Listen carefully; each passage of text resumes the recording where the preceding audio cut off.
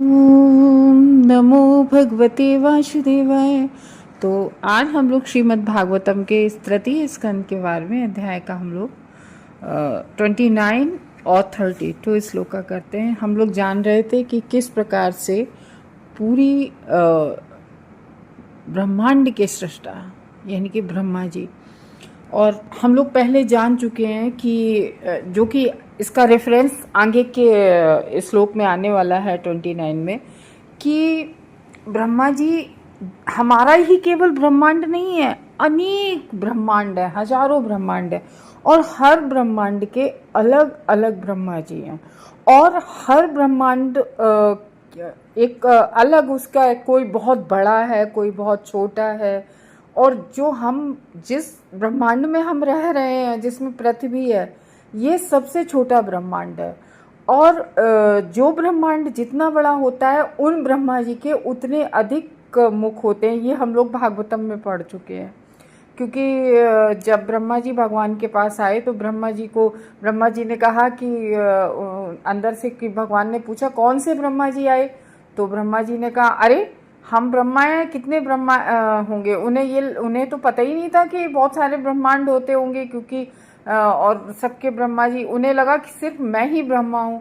तो उसी समय भगवान के तो मन से सारे कार्य होते हैं। उसी समय और भी ब्रह्मांडों के ब्रह्मा जी आ गए, और उन सभी ने तो किसी के 1000 मुख, किसी के 100 मुख, मतलब किसी के 50 मुख, किसी के 35 मुख, अलग अलग सबके मुख।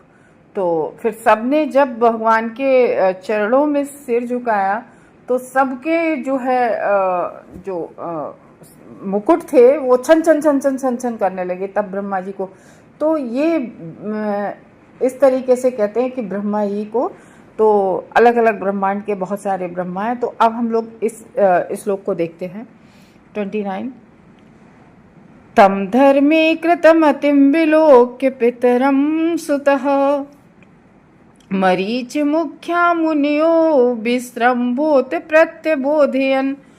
तो यहाँ पर उनके पुत्र जो मरीच हैं, कल पिछले श्लोक में हम लोगों ने जाना था कि वो अपनी ही तन्वी, है ना, कहत अपनी ही तन्वी स्वयं भूत हरि मना, यानी कि जो वाणी देवी है उनकी ही पुत्री, अपनी ही पुत्री से मोहित हो गए थे। तो उनके जो पुत्र हैं, यानी कि कुमारों के बाद में जो 10 उन्होंने जो ऋषि उत्पन्न किए थे, मरीचि आदि, तो वो मरीचि अब समझा रहे हैं इस श्लोक में। जब वो विमोहित हो गए तो मरीचि उन्हें देखो कैसे समझा रहे हैं कि तम धर्मे कृतमति विलोक्य पितरहम सुतः। अपने पिता को अनैतिकता के कार्य से इस प्रकार मोहित पाकर मारीच आदि ब्रह्मा के सारे पुत्रों के अति आदर पूर्वक इस प्रकार से कहा। तो देखो भागवतम एक ऐसी चीज है, भागवतम से हमें बहुत सारी शिक्षाएं मिलती हैं और हर तरह की शिक्षाएं मिलती हैं। भागवतम पूर्ण है। और हम कल राजेंद्र प्रसाद महाराज जी का एक वीडियो सुन रहे थे, तो वो भी यही समझा रहे थे कि भगवत प्राप्ति के लिए सबसे बड़ा मार्ग जो है वो श्रीमद् भागवतम है।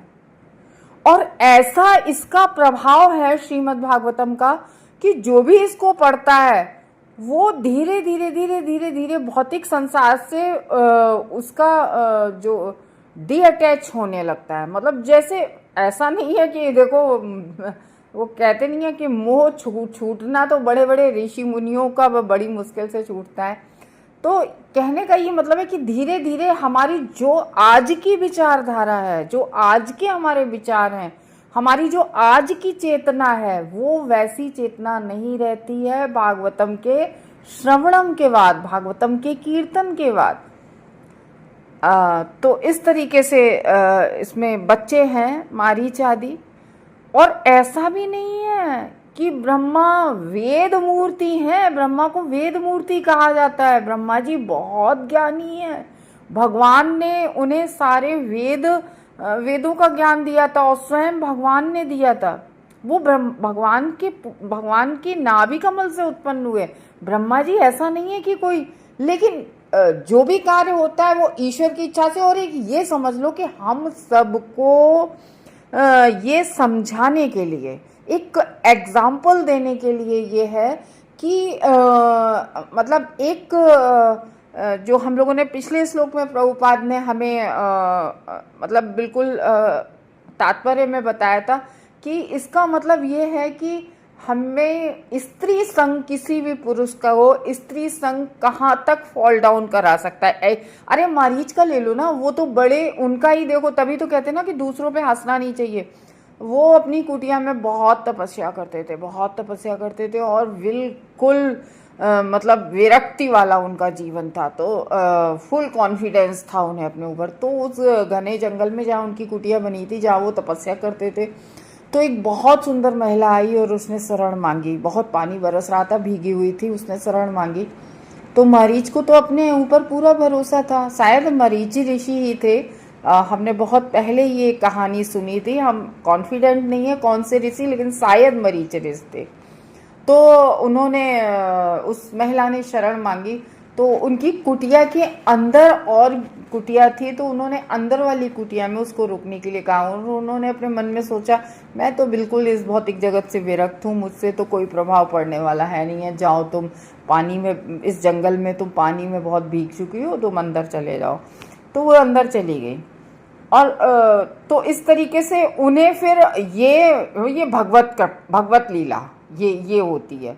और उन्हें इतना वो हो गया, वो विमोहित हो गए, और वो उस कुटिया के ऊपर चढ़े। और पहले तो घास फूस की कुटिया होती थी, जिसको हम लोग गांव में अभी भी बोलते हैं छप्पर रखा हुआ है। तो उन्होंने उस छप्पर के बीच की घास फूस सब हटाई और उससे जंप करने जा रहे थे। तो ये है कि मतलब इस तरीके से, तो वही यहाँ पर इस श्लोक में ये बता रहे हैं कि मरीच और उनके जो पुत्र, जो उन्होंने 10 मेन पुत्र जो बहुत पवित्र, बहुत दिव्य थे, तो वो उनको नहीं दिव्य तो हम केवल नारद को कह सकते हैं। जो ब्रह्मा जी ने नारद को उत्पन्न किया, नारद जी दिव्य थे। तो इस तरीके से जो वो 10 मुख्य उनके पुत्र थे, जो ब्राह्मण पुत्र उन्होंने उत्पन्न किए थे, मरीचि आदि, तो वो समझा रहे पिताजी नहीं, ये आपके लिए, और बड़े विनय पूर्वक, विनम्रता से, बहुत अच्छे से, ऐसा नहीं है कि क्रोध करके समझा रहे हो। तो इसलिए कह रहे हैं कि अधर्म का संकल्प मत लीजिए पिताजी। अधर्म का संकल्प किए हुए अपने पिता ब्रह्मा को मरीच इत्यादि जो मेन पुत्र थे, मुनि थे, जो मेन मुनि थे, वो ब्रह्मा को विश्वास पूर्वक, न कि क्रोध, उसमें इसमें श्लोक में साफ है, ठीक है ना, कि उन्होंने क्रोध करके नहीं समझाया। विलोक के देखकर पितरम, पिता को सुता पुत्रों ने, मरीच मुख्या, मरीच इत्यादि ने, मुनिया मुनिगण ने, विश्रम्भात मीन्स आदर सहित, मतलब क्रोध नहीं किया कि पापा आप ये क्या कर रहे हो पिताजी, आदर सहित प्रत्यबोधन, निवेदन किया। तो मतलब कहने का ये मतलब है, बड़े विनय पूर्वक अपने पिता को समझा रहे हैं, पिताजी ये नहीं, ठीक नहीं है। तो मरीच जैसे ऋषि द्वारा अपने महान पिता के कार्यों के विरोध प्रकट करने में कोई त्रुटि नहीं थी। तो यहाँ पर ये समझा रहे हैं, यहाँ तात्पर्य में प्रभुपाद, कि अगर पुत्रों ने अपने पिता का इसमें विरोध किया तो ये गलत बात नहीं है, क्योंकि वो त्रुटि करने जा रहे थे। अगर कोई पुत्र अपने पिता को त्रुटि करने से रोकता है तो उसमें कोई ये नहीं है कि अरे पुत्र क्यों पिता से ऐसे रोक रहा है। और बड़े विनय पूर्वक, विनम्रता से वो उन पुत्रों ने रोका। भाई ऋषि, भाई मेन ऋषि मुनि थे, ऋषिगण थे वो उनके पुत्र, तो कोई त्रुटि नहीं है इसमें। वे भली भांति जानते थे कि यद्यपि उनके पिता ने त्रुटि की है, वो बच्चे जान रहे थे कि पापा ने ये त्रुटि की है, इस घटना के पीछे कोई ना कोई बड़ा, और वो ये भी जान रहे थे कि हमारे पिता तो वेद मूर्ति हैं, ये कितने ज्ञानी हैं। ब्रह्मा जी को तो पूरा देह, बुद्धि और ज्ञान से प्रकट हुआ है। उनके जैसा विद्वान, उनके जैसा ज्ञानी, मतलब उनका शरीर ही बुद्धि का है पूरा। तो इस तरीके से उनसे, तो वो कह रहे होंगे जरूर कोई ना कोई कारण रहा होगा। तो ये हम लोगों को सीख मिल रही है ना, ये इसीलिए तो वो कह रहे हैं कि कोई ना, वो पुत्र भी कह रहे हैं उनके, कोई ना कोई कारण अवश्य रहा होगा, अन्यथा इतना महान पुरुष, ब्रह्मा जी जैसा महान पुरुष ऐसी त्रुटि नहीं कर सकता कभी भी। हो सकता है कि ब्रह्मा अपने अधीनस्थों को स्त्रियों से व्यवहार करते समय मानव दुर्बलताओं के प्रति आगाह करना चाहें। बहुत अच्छी लाइन है ये। आज के परिवेश में तो कोई समझेगा नहीं, लेकिन फिर भी समझने की ज़रूरत है।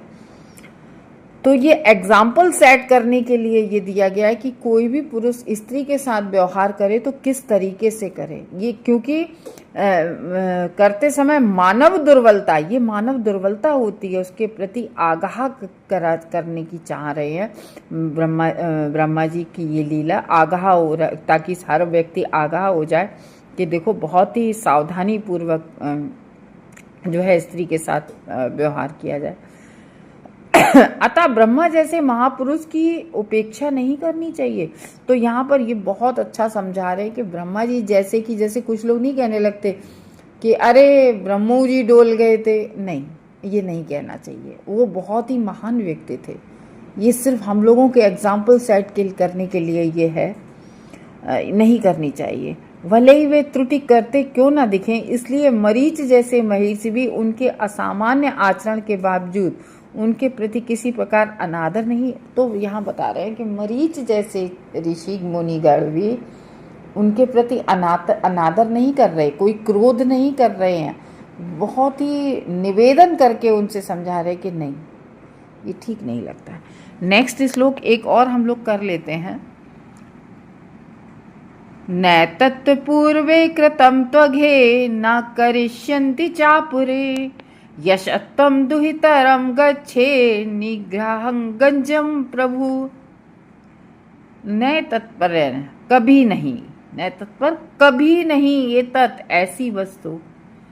तो कह रहे हैं कि हे पिताजी, वो पुत्र कैसे समझा रहे हैं प्रेम से, हे पिता, आप जिस कार्य में अपने आप को उलझाने का प्रयास कर रहे हैं उसे ना तो किसी अन्य ब्रह्मा के द्वारा, किसी अन्य के द्वारा, मतलब वो ये बता रहे हैं कि किसी भी आज से पहले भी, क्योंकि आज से पहले भी सृष्टि में जब अलग ब्रह्मा हुए हैं या जितने भी और भी ब्रह्मा हैं, किसी के द्वारा ऐसा कार्य नहीं किया गया, किसी अन्य के द्वारा ऐसा, और ना ही पूर्व कल्पों में आपके द्वारा कभी करने का प्रयास किया गया।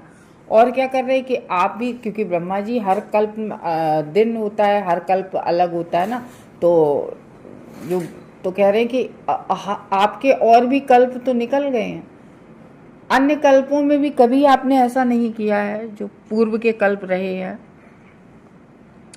और ना ही भविष्य में कभी कोई ऐसा दुस्साहस करेगा। वो कह रहे हैं और ना कोई भविष्य में ऐसा करेगा। तो आप तो ब्रह्मांड के सर्वोच्च जीव हैं, प्रमुख सबसे ऊंचे जीव हैं आप, तो ये कह रहे हैं आप तो सर्वोच्च जीव हैं ब्रह्मांड के। अतः आप अपनी पुत्री के साथ संभोग क्यों करना चाहते हैं और अपनी इच्छा को बस में क्यों नहीं कर सकते आप, बच्चे समझा रहे। फिर तात्पर्य में प्रभुपाद बता रहे हैं कि ब्रह्मा का पद जो होता है वो पूरे ब्रह्मांड का सर्वोच्च पद होता। भाई इस पूरी सृष्टि में कुछ नहीं था, केवल कोई कुछ भी नहीं था, तो मैं तत्व आदि भगवान ने कर दिए थे, और उसके बाद में अपनी नाभि कमल से ब्रह्मा को उत्पन्न किया। तो इस तरीके से उस पहले जीव, तो उनका सबसे ऊंचा पद है ब्रह्मा का। तो कह रहे हैं कि ब्रह्मांड में आपका सबसे ऊंचा पद है, इस पद पर स्थित रहने वाले का आचरण आदर्श होना चाहिए। क्या कह रहे हैं, ऊंचे पद पे आप हो इसलिए आपका आचरण आदर्श होना चाहिए। कहने का वो नहीं कहते हैं यद यद आचरत श्रेष्ठा, यानी कि श्रेष्ठ जन जैसा आचरण करते हैं, सामान्य वर्ग वैसा ही आचरण करते हैं। तो इसलिए जो श्रेष्ठ पद पे हैं, जो उच्च पद पर हैं, उन्हें अपने आचरण पर बहुत ध्यान देना चाहिए, क्योंकि उनको फॉलो करने वाले बहुत सारे लोग होते हैं। अगर वो गलत चलेंगे तो उनको फॉलो और भी इसी तरीके से। एक पिता क्यों अपने बच्चों के सामने अच्छे से चलता है कि हमारे बच्चे भी अच्छे से मतलब अच्छा आचरण करें। एक गुरु क्यों आचरण अच्छा करता है, ताकि हमारे शिष्य जो हैं वो अच्छा आचरण करें। तो इसलिए कह रहे हैं कि आप आचरण आपका तो आदर्श होना चाहिए, क्योंकि ब्रह्मा सारे जीवों के लिए आदर्श प्रस्तुत करते हैं। तो सर्वाधिक पवित्र तथा आध्यात्मिक दृष्टि से उच्चस्थ जीव, जो उच्चस्थ जीव होते हैं, वही जो उच्च पद पर होते हैं, जो तो ब्रह्मा को श्री भगवान के बाद का पद प्रदान किया गया है ना, ब्रह्मा को भगवान, क्योंकि भगवान के बाद पहले जीव सृष्टि के ब्रह्मा है। तो इसलिए कह रहे हैं कि आप तो बहुत ही मतलब श्रेष्ठ हैं, श्रेष्ठ पद पे हैं, तो ये आपको शोभा नहीं देता है। इस तरीके से बड़ी विनम्रता पूर्वक उनके बच्चों ने उन्हें, मारीच आदि ने ब्रह्मा जी को समझाया। कल हम लोग देखते हैं क्या होता है। हरे कृष्ण भक्तों।